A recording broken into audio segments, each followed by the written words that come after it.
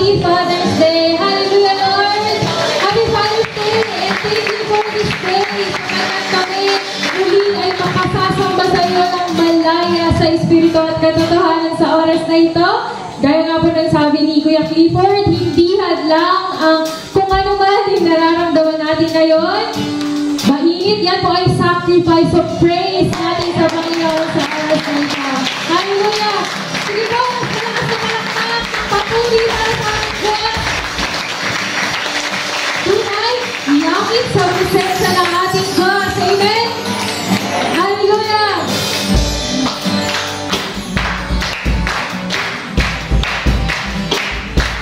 We will make our own definition of langit sa oras na ito. Hindi po ito nakabase sa pakiramdam.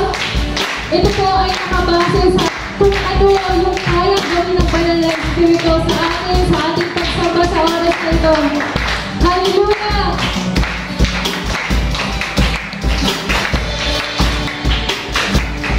Yes, so God! Ang tinawin mo, pag-ibig mo, Diyos sa buhay ko ito. Kagalakan mo, kalakasan ko, ikaw ang nais ko. Ikaw lamang ang pumipili, ang pangalan ko ay dadakilain. Walang sa'yo ay hahapi, walang tuloy ang bigay. Langit ang aking katarama, sa tuwing napiling ka, ang puso ko'y sumisila. Kapag sa'yo'y nararamdaman mo na natin ang presensya ng Panginoon sa oras na ito. Sige po, papuri para sa Kanya. Ang kailangan ko ay pag-ibig mo, o Diyos sa buhay ko ito. Kagalakan mo ay kalakasan ko, ikaw ang nais ko. Ikaw lamang ang pupurihin, ang pangalan ko ay dadakilain. Walang sa'yo'y may hahawi, ang mahal ko'y iyong bibig. Langit ang aking katarama, sa tuwing napiling ka, ang puso ko'y sumisila. Kapag sa'yo'y sumasa, langit ang aking katarama, sa tuwing napiling ka, ang puso ko'y sumisila. Kapag sa'yo'y sumasa, langit ang aking katarama, sa tuwing napiling ka, ang puso ko'y sumisila. Kapag sa'yo'y sumasama, ikaw lamang ang pupurihin, Panginoon. Ikaw lamang ang pupurihin, ang pangalan mo ay dadakilain. Walang sa'yo'y may hahapi, ang langit ko'y iyong bibig. Ikaw lamang ang pupurihin, ang pangalan ko ay dadakilain. Walang sa'yo'y may hahapi, ang langit ko'y iyong bibig. Sa kapwa, ikaw lamang ang pupurihin, ang pangalan ko ay dadakilain. Walang sa'yo'y may hahapi, ang langit ko'y iyong bibig. Langit ang aking katarama, sa tuwing napiling ka, ang puso ko'y sumisila. Kapag sa'yo'y sumasa, langit ang aking katarama, sa tuwing napiling ka, ang puso ko'y sumisila. Kapag sa'yo'y sumasa, langit ang aking katarama, sa tuwing napiling ka, ang puso ko'y sumisila. Kapag sa'yo'y sumasama,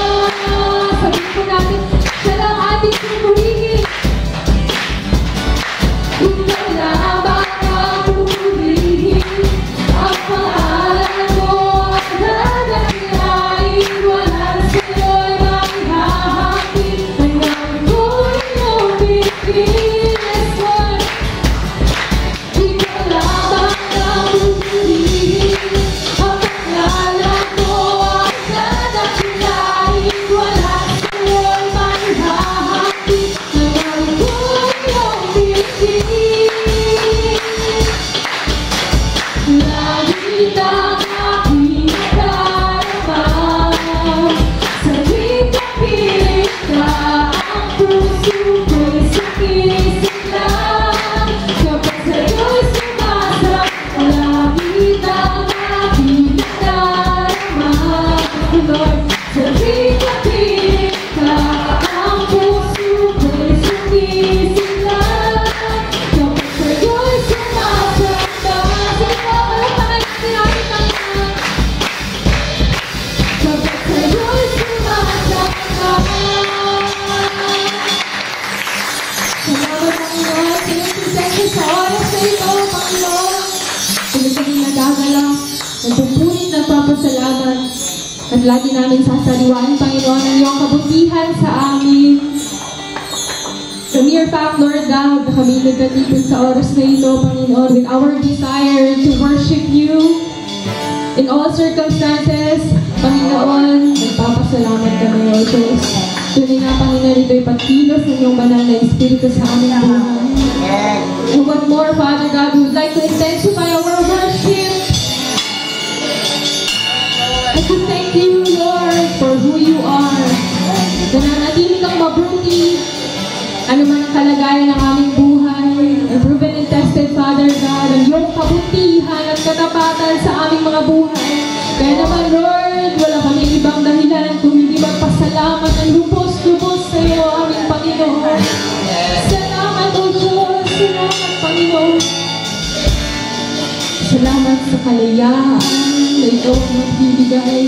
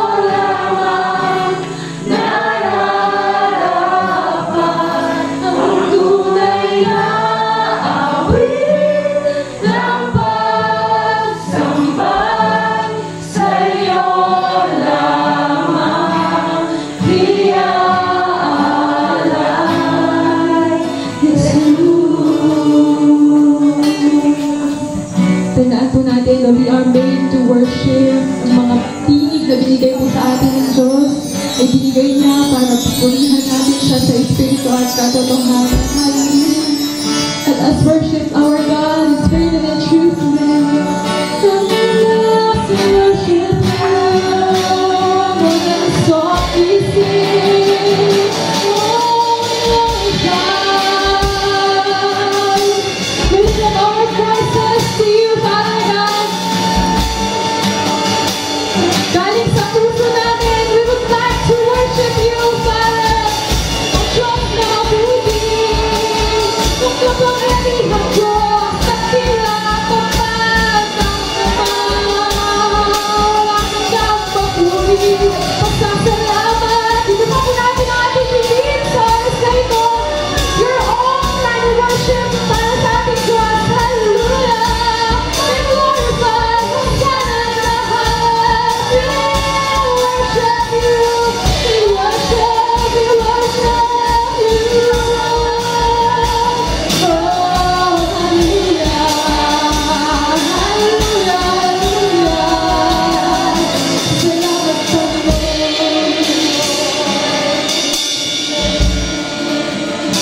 hindi matatapos ang aming papuri, Father God, because we will overflow. It will overflow from the inside out, Lord God. Salamat sa aming Diyos. Let this life, Lord God, be an extension of our worship in you, Lord God. Pinupuri ka namin, dinadakila ka namin at pinasasalamatan. Walang hanggang pagdakila para sa aming Diyos.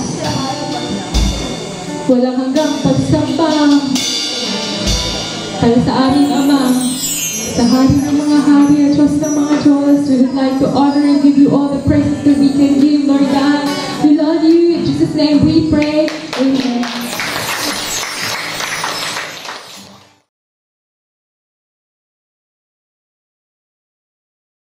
At yung last Sunday po, napakahalaga ng ating pong pinag-aralan about freedom in Christ. Amen. Naalala po ba natin yung 3R na value po ng freedom in Christ? Naalala niyo po ba yun? Ano po yung una? Ransom. Pangalawa? Reward. Pangatlo is result. Ulitin nga po natin sabay-sabay. Reward, result. Isa na lang po. Ransom, reward, Resort.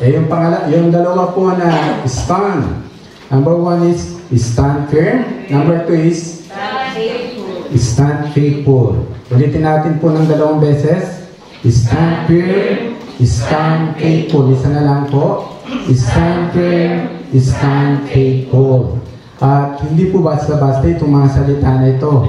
Kaya yung for the whole week, na medyo may mga challenges po tayo, huwag po tayong matatakot dyan. Kailangan ma-acknowledge po natin, maunawaan natin kung ito ba ay mga inaano tayo na challenge tayo ng Panginoon, meron pa nga mga trials. But still, ang tinatawag po na freedom in Christ, hindi po ito nagbabago. Hindi po ito nababago ng panahon, ng pagkakataon at ng mga sitwasyon sa ating mga buhay. Huwag po natin sinasabi na kapag sinabi natin na tayo pinalaya na ng Panginoon sa sakit at karamdaman, tapos medyo meron kang naramdaman, mali yung sinabi ni Brother Arnel. Lawakin po natin yung ating pong pinag-uusapan. Hindi lamang po doon nakabase ang tinatawag po na freedom in Christ. Ito po ay sa kabuuan. Amen? Praise the Lord. In Romans chapter 5, okay, praise God. Bago po natin basahin po yan, babasahin ko lang po yung kinote natin last week in Galatians chapter 5 verse 1. The word of the Lord says, ang sabi ng salita ng Diyos, "It is for freedom that Christ has set us free. Stand firm then, and do not let yourselves be burdened again by the yoke of slavery." Ulitin ko lamang po. It is for freedom that Christ has set us free. Stand firm then, and do not let yourself be burdened again by the yoke of slavery. At sa araw po na ito, magkakaroon po tayo ng konting transition. Of course, ang pinag-uusapan pa rin natin kanina pa po, yung kanina binati natin yung ating mga ama ng tahanan ng pasulyap. Mamaya na po yan. At of course, ang binibigay natin ng pinaka-importante po na pagdiriwang ngayon, yung kabutihan ng Diyos sa atin.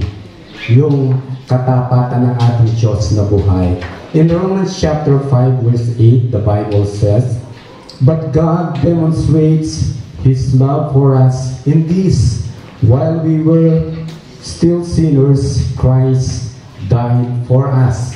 Dinemonstrate ng Panginoon ang kanyang pagmamahal sa atin nung tayo po ay makasalanan pa.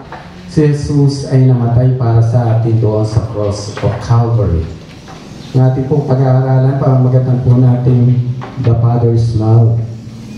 The Father's love. Sabihin nga po natin, Father's love. Father's love. Ang pagmamahal ng Ama, ang pag-ibig ng Ama, ang pagmamahal ng Ama sa kalangitan. Yan po ang gusto po natin ipagdiwang po ngayon, at susunod na lamang po yung pagdiriwang natin para po sa ating mga ama ng ating mga tahanan na napakadakila po ng kanila pong mga task para sa bawat pamilya. Praise the Lord, praise God. The Father's love, number 1, the Father's love is unconditional. Sabihin nga po natin, unconditional. Unconditional. Ang pagmamahal po ng ating Diyos Ama sa kalangitan, ito po ay unconditional o unconditional. Wala pang kondisyon na kinakailangan tayo po ay mabuti kaya po tayo ay niligtas. Hindi po. Kaya nga po tayo niligtas dahil hindi po tayo mabuti. Kaya nahira ni Amen. Amen. Praise the Lord, praise God. Ang sabi po ng salita po ng Panginoon sa 1 John chapter 4, verses 8 to 10, babasahin ko na lang po. 1 John 4, 8 to 10. He sent His one and only Son into the world that we might live through Him. Ituloy po natin. This is love. Not that we love God, but that He loved us and sent His Son as an atoning sacrifice for our sin. Purihin po ang ating Panginoon. Ganyan po ang uri ng pagmamahal, unconditional love na inialay ng Ama sa kalangitan para sa atin. Ibinigay niya ang kanyang kaisa-isang bugtong na anak na si Jesus upang sino mang sumampalataya sa kanya huwag mapahamak, kundi magkaroon ng buhay na walang hanggan. In Isaiah 53 verse 7, the Bible says, Isaiah 53 verse 7, He was oppressed and afflicted, yet He did not open His mouth. He was led like a lamb to the slaughter. Imagine that. Ang ating Panginoong Jesucristo nalintulad sa isang lamb, sa isang, ano pong tawag sa Tagalog sa lamb? Tupa. Na dinala sa patay. Siya po ay kakatayin doon. Pero walang narinig sa kanya ni kaputukman, sapagkat siya po ay handa na ibigay ang kanyang buhay para po sa tupa. And as a sheep before the shearers is silent, so He did not open His mouth. Ganun po ang pagmamahal na handog ng Panginoong Jesucristo sa atin. The love of the Father go beyond all words and action. Ito po ang pagmamahal ng Diyos sa atin, higit pa doon sa ating pwedeng anumang uri ng sabihin o mga kayang gawin ni numan. Yung expression po ng pag-ibig ni numan, even yung pagmamahal ng Ama sa kanyang pamilya, mga anak, hindi po ito pwedeng hihalin tulad doon sa pagmamahal ng Panginoon sa atin. Anumang uri ng matatamis na mga pananalita na pwede natin sabihin kanino man, lalo na po ngayon. Grabe po trending po ngayon yung Father's Day. Grabe po yung mga nakikita mo yung mga messages po. Yung iba nasa puso, yung iba nakita lang doon, napindot lang yung heart, okay na. But salamat sa Diyos, ang ating Panginoon, higit pa doon sa mga salita na pwedeng sabihin ni numan at yung action na pwedeng gawin ni numan po. Yun po, higit pa doon ang pagmamahal ng ating Ama sa kalangitan. Pwede natin talapakan si Lord. The Father in heaven highlights forgiveness, not sinfulness. Our Father in heaven highlights forgiveness, not sinfulness. Yun po yun.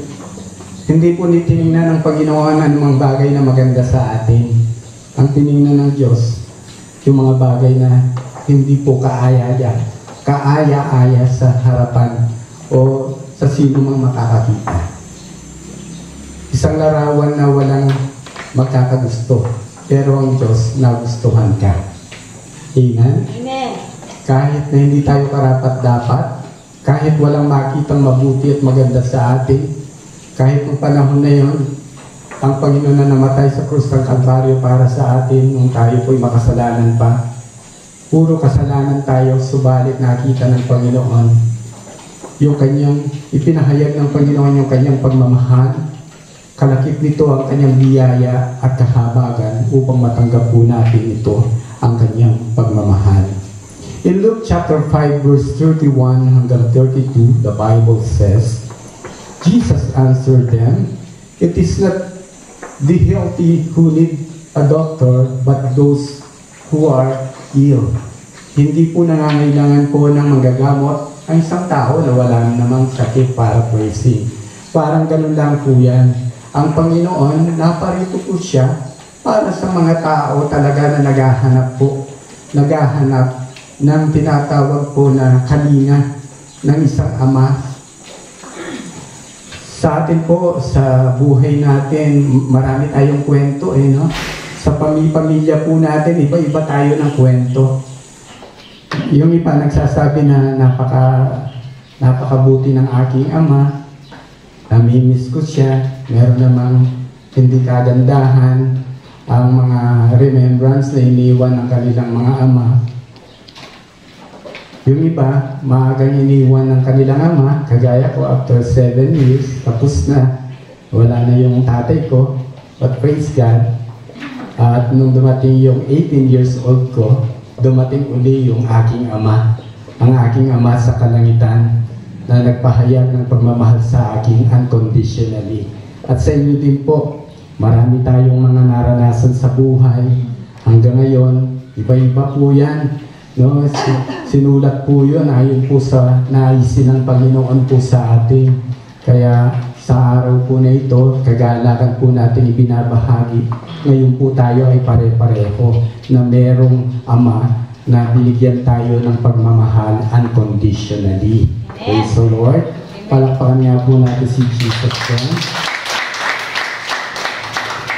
In Luke chapter 5, verse 32, ang sabi ng salita ng Diyos, "I have not come to call the righteous, but sinners to repentance." Yun po, ang naisin ng talaga ng Panginoon sa atin. Hindi po yung nagpapakita lang ng kabutihan na hindi naman nanggagaling talaga from within. Hindi po yun. Kung minsan marami pong nagpapakita na sila po ay matuwid, panlabas, subalit sa kalooban po nila, wala po yung tunay na righteousness. At ang Panginoon, sa ganitong kalagayan, nung ganito ang ating pong kalagayan sa buhay, pinipilit natin na maging mabuti, subalit hindi natin magawa. Kasi nga, tayo po talagang nung magkasala si Adan at si Eva, nagsimula na po ng tao po ay nahulog na sa tinatawag na pagkakasala. Kaya yung ating Panginoong Jesucristo, ibinigay ang kanyang kaisisang buhay upang tayo po muli ay mabalik sa kalinga ng ating Ama sa kalangitan, sa pagmamahal ng ating Ama sa kalangitan. Palakpakan nga po natin ang Panginoon. Pangalawa, the Father's love. Pangalawa, the Father's love is eternal. Sabihin nga po natin, eternal. Lagi na po natin pinag-uusapan yan. Nakakalahating taon na po tayo. Ngayon yung mga tema po natin. Kagaya yung tema po natin ngayon, I am free. I am prepared for eternity. So, kahit po, pag narinig po natin yan, mas nauunawaan na po natin ngayon kung ano yung sinatawag na eternal. Ang pagmamahal ng Panginoon sa atin ay magpawalang hanggan. Hindi po ito temporary. Ang pagmamahal na pinakita at pinapakita ng Panginoon sa atin ay hantong sa buhay na walang hanggan. The center message of the Bible in John chapter 3 verse 16, the word of the Lord says, "For God so loved the world that He gave His only one, His one and only Son, that whoever believes in Him shall not perish but have eternal life." Ganun na lang ang pagmamahal ng Diyos sa sanlibutan. Ibinigay niya ang kanyang kaisa-isang bugtunan na si Jesus upang sino mang sumampalataya sa kanya huwag mapahamak kundi magkaroon ng buhay na walang hanggan. I believe in my heart, lahat po tayo naiintindihan na po natin itong uri ng pananalita po na ito, na pagmamahal ng isang ama sa atin na hantong sa tinatawag na buhay na walang hanggan. The love of the Father is not I love you because, but I love you even though. Ang pagmamahal ng Panginoon sa atin hindi dahil kung sino tayo, ano tayo, kundi kahit ano tayo. Yun ang pagmamahal ng isang ama na hindi po ito nagtatangi. Unconditionally, ang Diyos, hinahayag niya ang kanyang pagmamahal po sa atin. Mga kapatid, ang pagmamahal po na yan ng Panginoon ay hantong sa buhay na walang hanggan. Purihin po ang Panginoon. The love of the Father, it goes beyond all sins. Ang pagmamahal ng Diyos ay nagpapaubaya sa lahat ng uri po ng kasalanan. Ganun po yung pagmamahal ng ating Ama sa kalangitan. Hindi po ito maihigitan ng anumang uri po ng kasalanan na nagawa ng isang tao. Huwag po natin maging excuses na pwede naman pala tayo magkasala, magkamali uli, patatawarin naman lamang tayo ng Panginoon at mamahalin naman niya tayo. Hindi po yun. Hindi po yun dapat maging excuse po na tayo ay manatili sa pagkakasala. Parang unfair naman po, tayo ay mahal na mahal, pero hindi po tayo nagmamahal sa taong nagmamahal sa atin. Ang Panginoon, yun po ang pinakananais ng puso ng Diyos. Na maunawa natin ang uri ng pagmamahal na yon na hantong sa buhay na walang hanggan. In Romans chapter 5 verse 10, the word of the Lord says, "For if while we were God's enemies, we were reconciled to Him through the death of His Son." So yun po yun, pinag-aralan natin last week, through the blood of Jesus, naging ransom si Jesus, kaya namatay po siya sa krus ng Kalbaryo para ma-reconcile po tayo sa ating Panginoon at maunawaan natin at maranasan natin yung pagmamahal ng Diyos na hantong sa buhay na walang hanggan. Instead of punishment, He offers forgiveness. Instead of punishment, He offers forgiveness. Kaysa ibigay sa atin yung deserve natin, that is mercy, dapat nating tanggapin yung ating pong punishment, pero hindi ito ginawad ng Diyos sa atin, and that is mercy. Kahabagan po yan. Dahil po ang Panginoon ay mabuti, siya po'y nag-offer instead of punishment, He offers forgiveness, and that is grace. Unmerited favor, hindi tayo karapat-dapat, binigyan tayo ng Panginoon. Alam niyo, napakagrabe po ng mga salita po na to. Instead of punishment, He offers forgiveness. How much more sa atin kung naranasan natin ang ganitong uri ng pagkakataon sa buhay natin na may gumawa sa iyo ng hindi mabuti, pero pinili mo na gumawa ng kabutihan in return dun sa mga bagay na hindi naman niya karapat-dapat tanggapin. In the same way, tayo naman lahat hindi naman karapat-dapat na tumanggap ng kahabagan, biyaya ng Panginoon. But because of His eternal love, tinanggap po natin ito.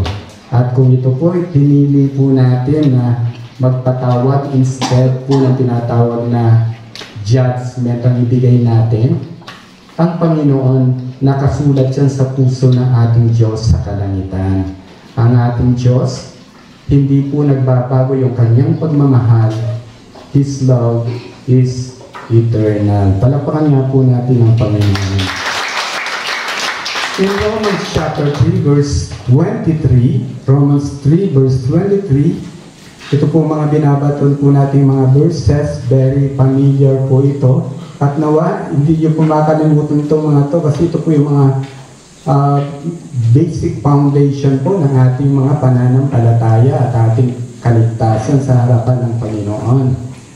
In Romans 3 verse 23, for all have sinned and fall short of the glory of God. So yung tinutukoy ko po kanina, lahat naman po ay hindi nakaabot sa pamantayan ng Diyos. Kaya walang pwedeng magsabi sa atin na kung naging mabuti lamang siya, magiging mabuti ako sa Kanya. Lahat po tayo sa harapan ng Diyos, gusto man natin maging mabuti, hindi natin ito pwedeng pantayan o yung standard na tinatawag na pagmamahal ng Diyos. Na anuman ang gawin mo, hindi mo maabot ang pamantayan ng Panginoon. Subalit para maabot po natin ito, nag-intervene ang Panginoong Jesucristo sa krus ng Kalbaryo. For all have sinned and fall short of the glory of God in Romans chapter 6 verse 23.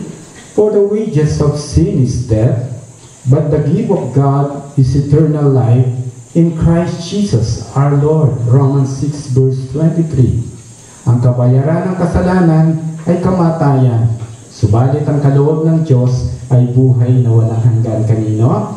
Kay Kristo Jesus na ating Panginoon. For the wages of sin is death, but the gift of God is eternal life through Christ Jesus our Lord. Amen? Pwede po ba natin palakpakan si Lord? Papansin po natin. Ayan. Praise God. Number 3 po, the love of the Father, or the Father's love. Number 3, the Father's love is sacrificial. Sabihin nga po natin, sacrificial. Sacrificial. Grabe po ito, no? Ang Panginoon, imagine, yung pagmamahal na ipinagkaloob niya sa atin, inyalay sa atin, alas 3 ng hapon, nakabayubay sa krus ng Kalbaryo, hindi para mag-sunbathing, ano po? Kundi, hanggang paglubog ng araw, puro sakit, lahat ng uri ng sakit, kahirapan, ibinagan po lahat sa Kanya.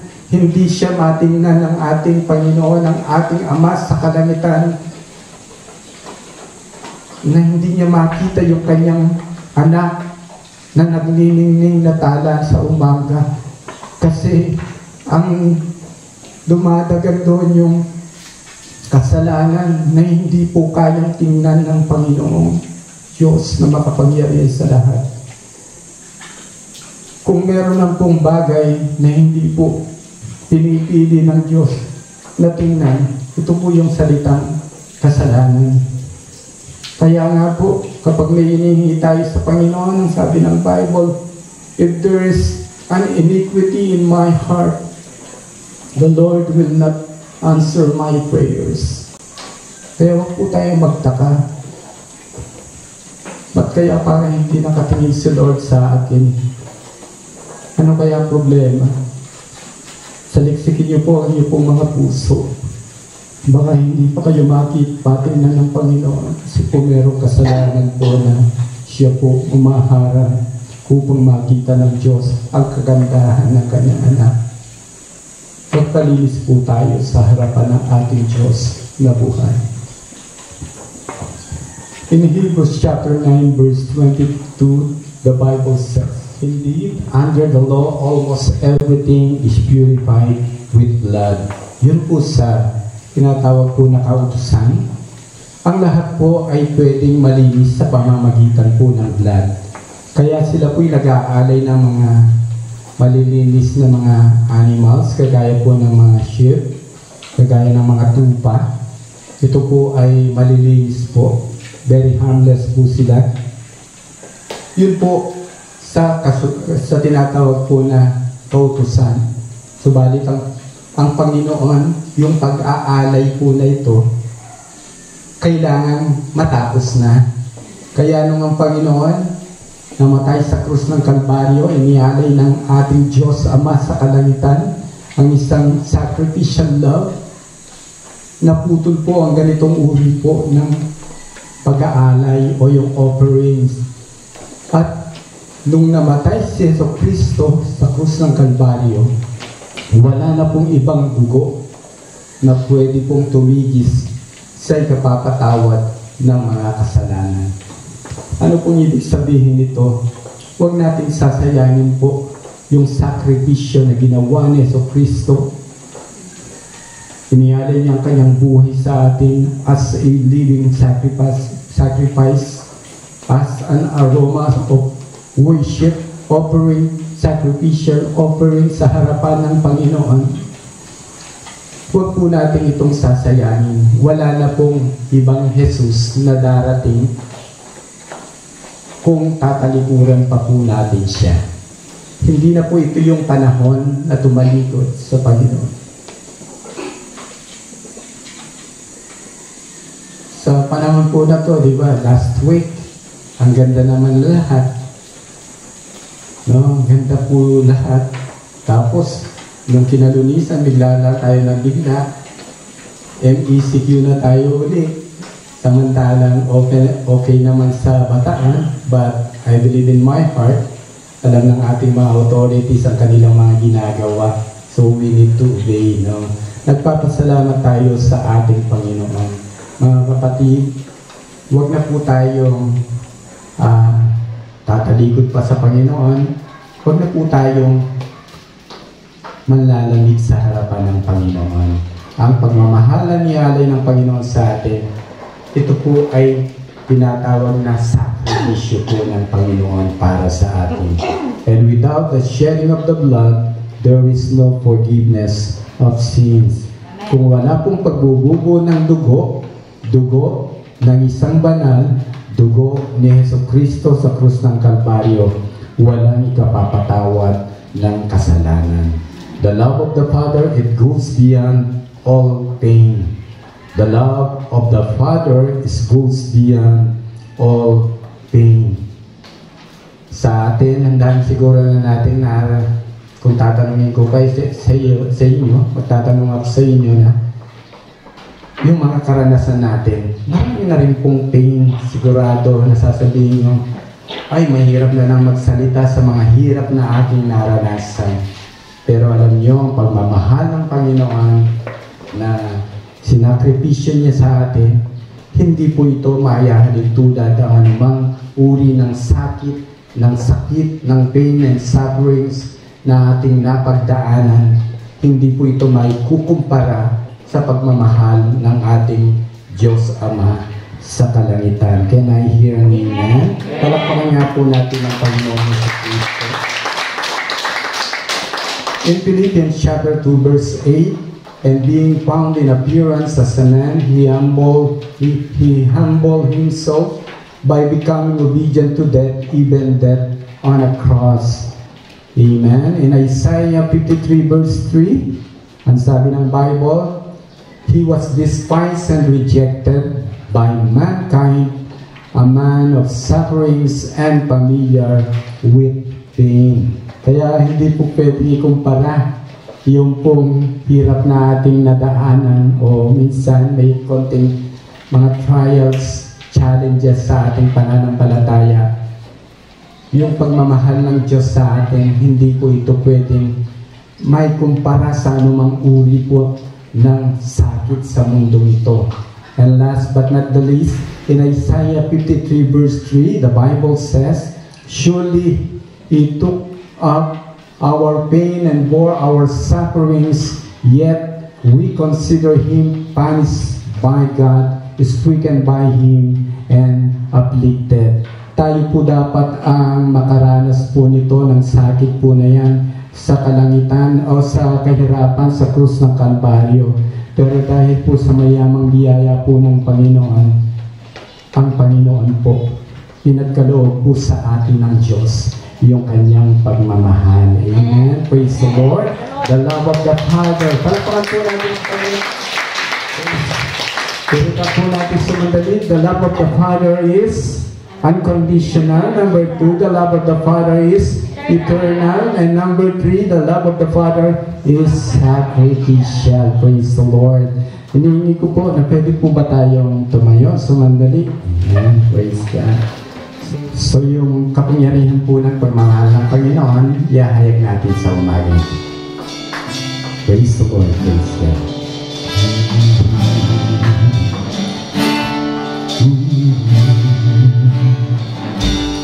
Lord, I come to you. Let my heart be changed. You, longing from the ways that I found in you. Lord, I come to know. Lord, I come to know the weaknesses I see in me. Will be stripped away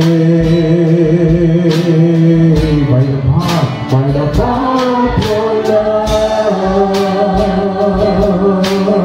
Hold me close. Hold me close. Let your love surround me.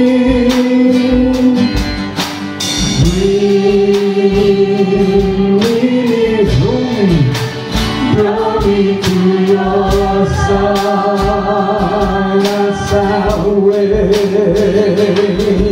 and as I wait, I rise up like eagle, and I will soar with you. Your spirit brings me on by the power of your love. Hold you close, hallelujah. Hold me close, let your love surround me.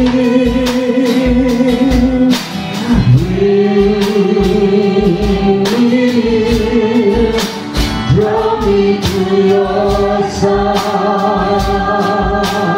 as I wait, and as I wait, I rise up like eagle, and I will soar with you. Your spirit with me on, and the power of your love. Tumutuntun po yung mga instrumento. Ang pagmamahal ng ating Diyos sa atin po is unconditional. Ang pagmamahal ng ating Diyos sa kalangitan, Ama sa kalangitan, hindi ito nagtangi ng anuman kung sino man. Lahat inialin ng Panginoon ang kanyang pagmamahal unconditionally sa bawat isa sa atin. His love is eternal. Ang pagmamahal ng Diyos, ito po ay nag-aalay ng buhay na walang hanggan, na hangtong sa tinatawag na walang hanggan sa kalangitan. The love of the Father is sacrificial. Ang pagmamahal ng Ama sa kalangitan, nangailangan ng pagbububo ng pagtigis ng dugo doon sa krus ng Kalbaryo upang ikaw at ako, tayong lahat, ay magtamo ng kapatawaran sa ating mga kasalanan. Yan po ang uri ng pagmamahal na inialay sa atin ng ating Ama sa kalangitan. At sa araw po na ito, ano pong uri ng pagmamahal ang pwede natin ialay ngayon sa ating Ama sa kalangitan? Sabi po natin kanina, Father God, Happy Father's Day. Sinabi ng Panginoon yung kanyang pagmamahal sa atin. Ngayon po, anong uri ng pagmamahal ang pwede mong ibigay kay Lord sa ating Ama sa kalangitan, ang ating Amang mapagmahal? Sa sandali pong ito, sabihin mo lang sa Diyos kung anong uri ng pagmamahal ang pwede mong ialay sa Kanya.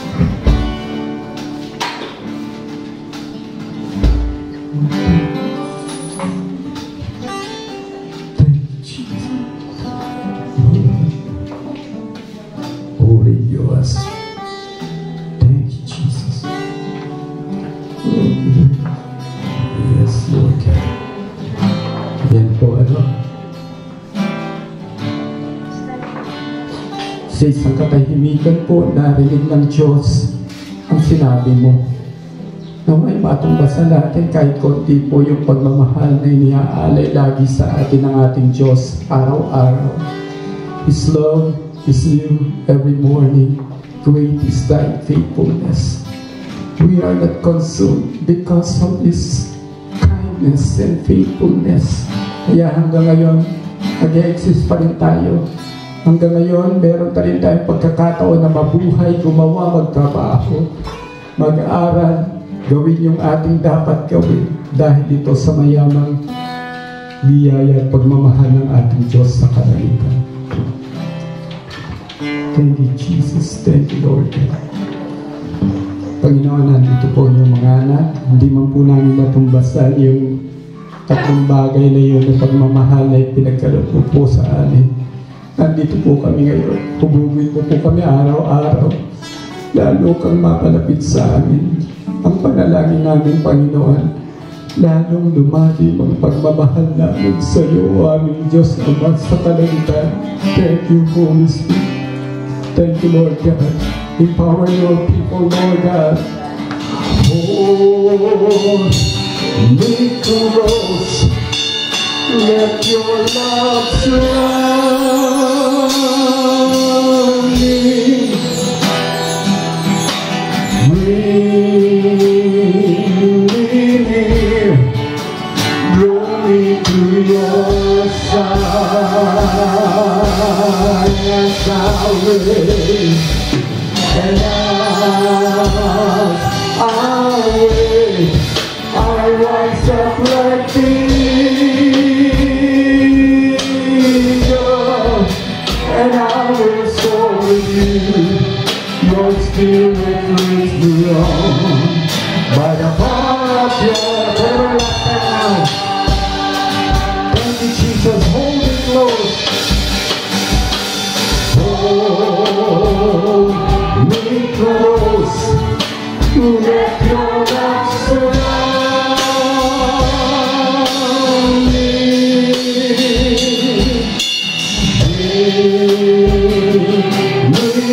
Hold me to your side. And that's how it is. And I'll wait.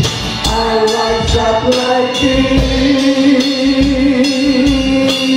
eagle, and I will soar with you.